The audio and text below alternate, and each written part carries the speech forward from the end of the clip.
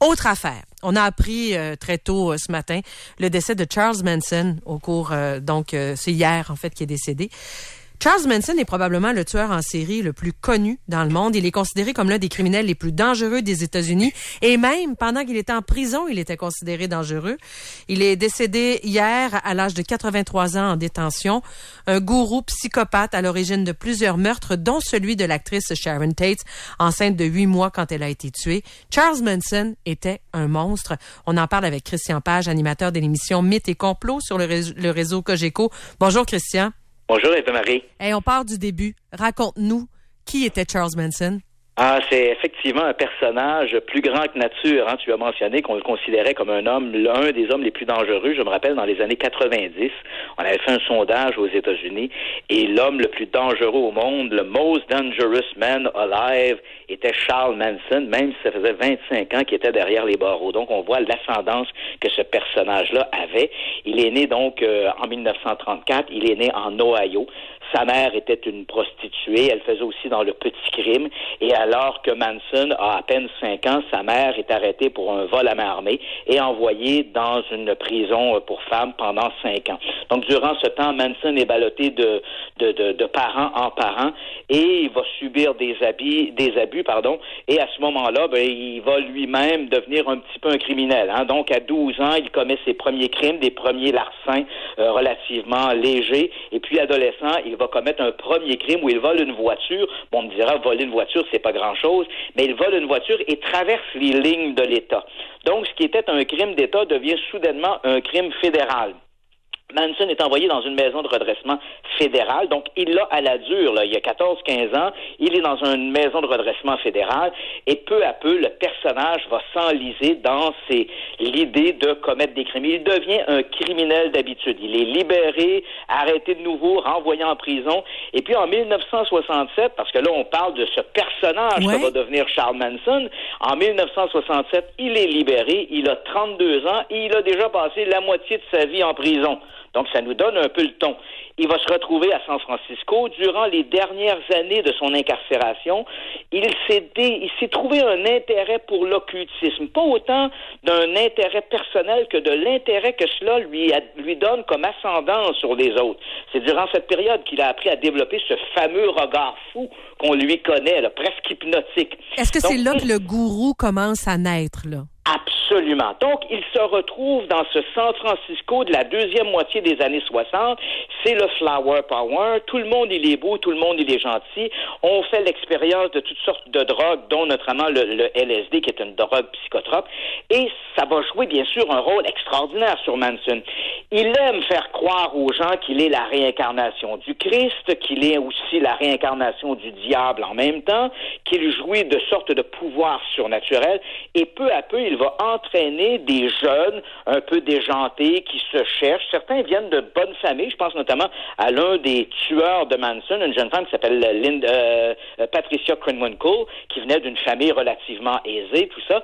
Donc, il va réussir Il va chercher surtout des jeunes femmes ou peu importe? Surtout des jeunes femmes qui l'utilisent comme monnaie d'échange pour du trafic de drogue également.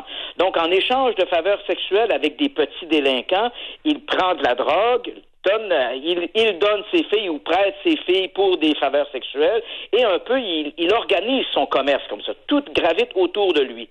Et puis, dans cette deuxième moitié des années 60, il faut se rappeler aussi, c'est un ère de changement.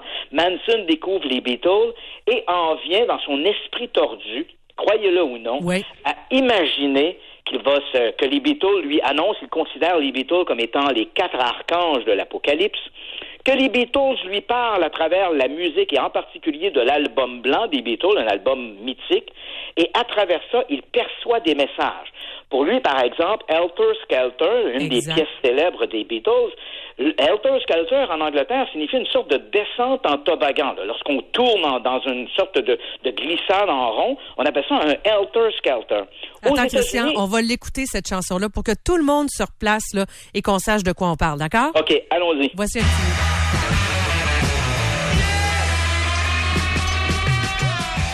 Alors, que décode Charles Manson en écoutant cette chanson-là? Voilà. Aux États-Unis, Helter Skelter, c'est également une espèce d'expression en argot qui signifie « sauf qui peut » ou « débandade ». Alors Manson, lui, perçoit dans cette pièce-là cette expression-là, débandade. Donc, les Beatles lui disent qu'il doit créer une espèce de chaos. Et quand on regarde, par exemple, cet album blanc qui commence avec une pièce qui s'intitule Revolution 9, on se rappelle, dans les années 60, on tournait souvent nos micro-sillons à l'envers.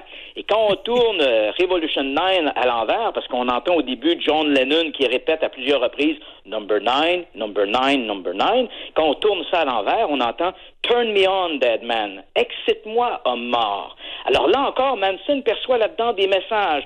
Les pigs que décrivent les Beatles, qui font référence à la bourgeoisie, Manson voit que c'est à travers ça qu'il doit s'attaquer. Et il attend cette guerre raciale où les Noirs tueront tous les Blancs, et une fois qu'ils auront tué tous les Blancs, comme ils considèrent les Noirs comme une race inférieure, ils auront obligatoirement besoin d'un leader blanc pour les gouverner. Ce leader blanc sera lui qui aura trouvé refuge dans le désert. Donc, il attend... Aïe. Vraiment, là, il s'est construit tout un imaginaire, il est convaincu de ça, il embarque des gens avec lui, et ça nous mène à l'été 69. Été 69, le 9 août 1969, comme cette guerre raciale ne se déclenche pas d'elle-même, Manson décide d'y donner un petit coup de pouce. Alors, il envoie 4 de ses tueurs au 10050 Celio Drive à Benedict Canyon, en banlieue de Beverly Hills. Il faut savoir, j'ai lu dans la presse qu'on a dit Manson a choisi cet endroit-là par hasard. Absolument faux. Il connaissait l'endroit. C'était une maison qui était isolée. Elle avait été louée autrefois par Terry Melcher, qui était le fils de Doris Day, et qui était également l'agent des Beach Boys. Manson connaissait l'un des Beach Boys et était passé par là pour faire une espèce d'audition. Donc, en août 1969, il sait que Melcher n'habite plus la maison, mais il la connaît. Il sait qu'elle est isolée sur les hauteurs de Benedict Canyon.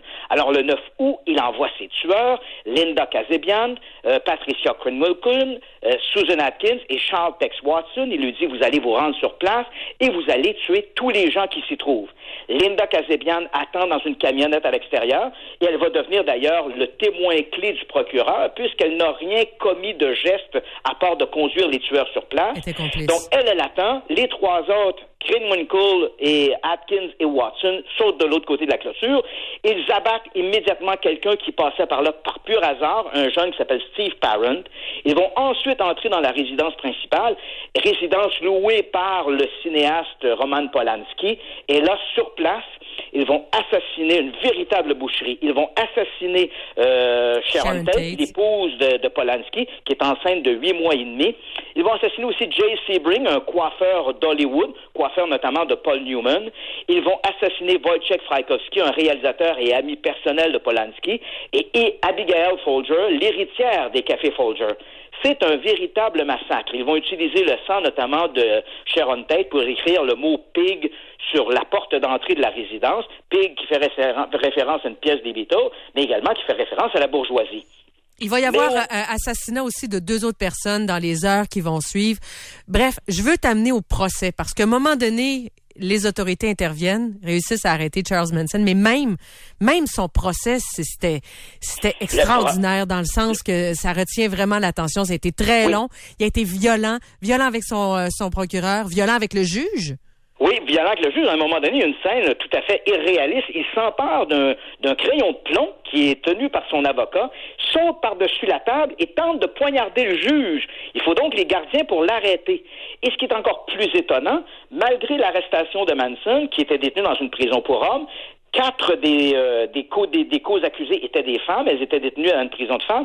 Et elle chantait durant le procès, parce que c'est un procès commun, et à l'extérieur, les membres de ce qu'on appelait la famille Manson étaient réunis sur un trottoir, ils chantaient également des cantiques, et évidemment brandissaient des pancartes en disant « Il faut libérer Charlie, parce que Charlie, c'est le nouveau Christ, on est en train de le crucifier à nouveau ». C'était pratiquement théâtral. Ça demeure encore le plus long procès judiciaire aux États-Unis. Et cette histoire-là a enflammé les imaginations parce que l'affaire Manson est devenue le premier grand procès où on faisait appel à l'occulte. C'est le premier grand crime occulte de l'histoire des États-Unis. Il y en aura d'autres après, mais un comme celui de Manson, jamais. Et après, même derrière les barreaux, Manson était un personnage charismatique. Il donnait de véritables numéros étonnants. Donc, les journalistes, ça a entretenu le mythe. Les journalistes, je pense par exemple à Geraldo Rivera, qui est allé faire une entrevue avec Manson. Manson sautait sur la table, dansait, chantait. C'était un personnage hors du commun.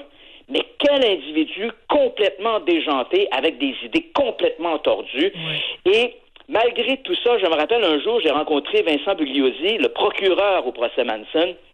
Évidemment, comme n'importe qui, je lui ai posé la question, qu'avez-vous ressenti la première fois que vous avez vu Charles Manson?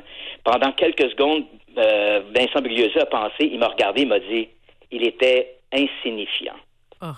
Était insignifiant, mais il aura fait peur, il aura fait craindre le pire, il aura charmé aussi. Donc, un personnage insignifiant, mais avec un tel charisme qui a réussi à transformer des jeunes femmes qui n'avaient aucun antécédent criminel en véritables tueurs, des monstres à son service pour produire ou déclencher l'une des idées les plus tordues que l'histoire criminelle connaisse, cette guerre raciale, évidemment, qui était invraisemblable. Et il fallait voir les titres des journaux ce matin. On disait que l'enfer ouvrait ses portes pour accueillir Charles. Il devait y avoir une petite odeur de soufre, en effet, dans l'hôpital quand Manson est décédé.